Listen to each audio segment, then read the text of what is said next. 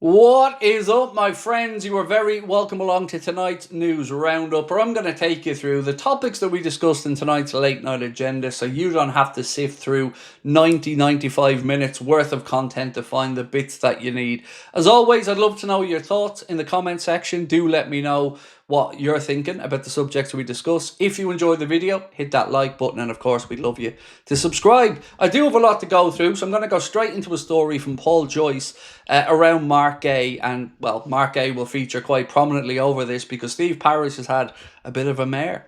So they wrote, MARC Guehi will reject any offer of a new contract from Crystal Palace as he plans to leave as a free agent when his contract expires next summer. Guehi, who had agreed a 5-year deal with the Premier League champions, is also able to sign a pre-contract, of course, with clubs outside of England in January onwards. Now, we don't believe that that's going to happen because we think Liverpool will come back in. On that one, Lewis Steele has said that Chelsea inquired about Isak earlier in the window, but were told he only wanted Liverpool. Now let's all have a little laugh at Erik Ten Hag for a moment. He has earned £19.5 million in just 10 months from his sackings at Bayer Leverkusen and Manchester United. Now, I said let's all have a laugh at him. Maybe we should be asking him for his advice, because nearly 20 million quid in 10 months from being fired.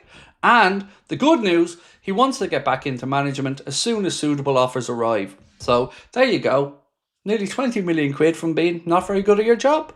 Now, one of the main topics in tonight was about 4 players who Liverpool had either been offered or looked at but opted against to go for Alexander Isak. This was a piece that was written by Lewis Steele, I believe, and it said, "It is understood that AC Milan offered RAFA LEAO to Liverpool, while Lyon's Malik Fofana was also discussed internally.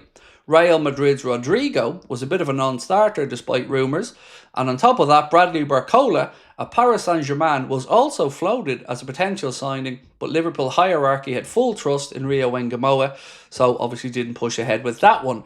But Rafa LEAO offered to Liverpool, turned it down. Rodrigo, never really a goer, but was, of course, being hawked around. Malik Fofana, we knew about, but again, much like Bradley Barcola, Liverpool didn't want to block the pathway for Rio Wengamoa."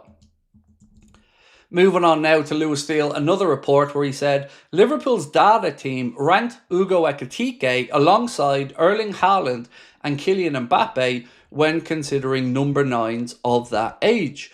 When looking at his numbers last term, Liverpool noted that he was the standout striker across Europe for everything but goals scored. Now that might sound like a bit of a laugh, right? You go, yeah, he's brilliant for everything but putting the ball in the net. But Liverpool believe that they can get him to where he needs to be in that regard. And of course, he'll now be training alongside Liverpool's new number 9, Alexander Isak. So, well played, everybody. We got the 2 strikers up front that Newcastle fans were wetting themselves thinking they might have. Sorry, lads. Johan Visa and Voltmada. Well done.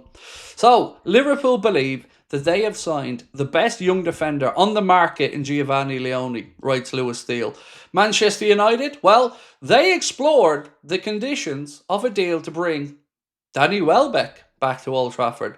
So I want to just shout out Sam Maguire here of Anfield Watch, because Sam has written a piece on a subject quite close to my heart and something that I've been banging on about for a very long time.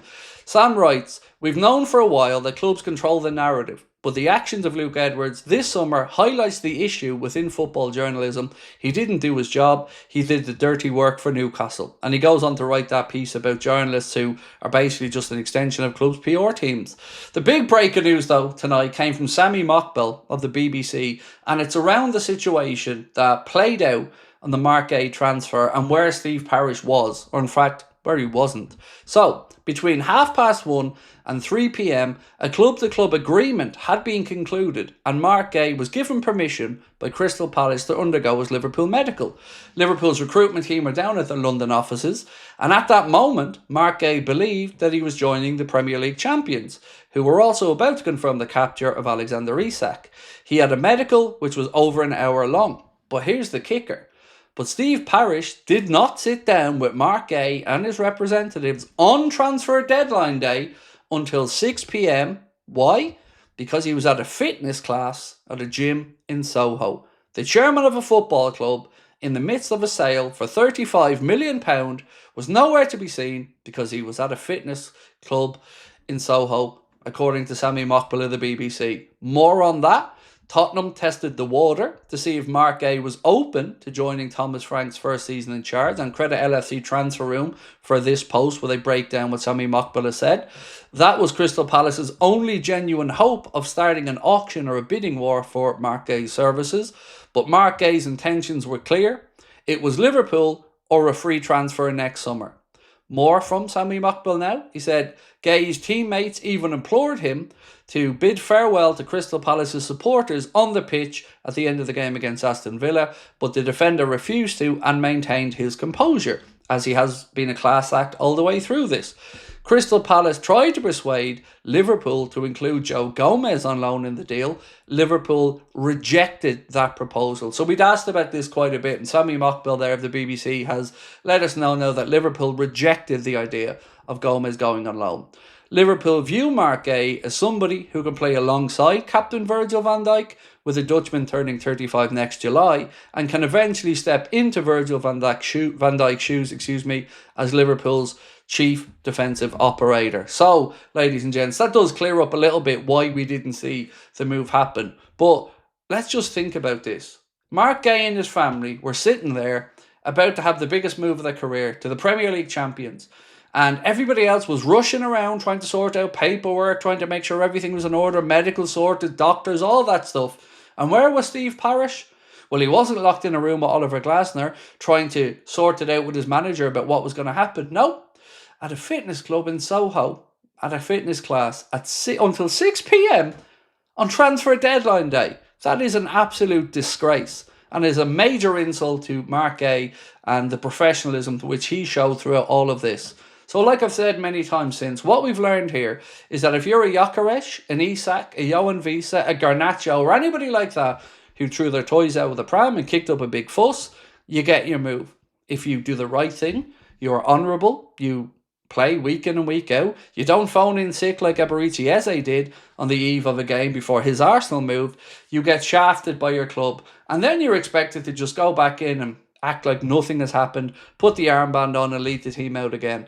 I think there's going to be some very uncomfortable meetings and conversations to be had between Oliver Glasner, Mark Guehi and Steve Parish, the Palace chairman. But ultimately, the big problem here will come, like I've said, next summer when Glasner goes knocking on the door and Parish says, sorry mate, no money for a new centre-back because you kicked up a fuss and mate, we couldn't sell Mark Guehi for 35 million quid. So that is where we're currently at. We do believe Liverpool will go back in again. Whether it is January or the summer, I don't know as of yet. But that's where we're at for now, ladies and gents. So over to you guys. Of course, we also got confirmation that Harvey Elliott's move does include not only a sell-on clause, but the buyback option there for Liverpool as well. So that is a loan. That will be a £35 million fee if he's triggered, I think, a certain amount of games over the season. But buyback clause and a sell-on clause in there for Liverpool, because that was something we weren't sure about last night.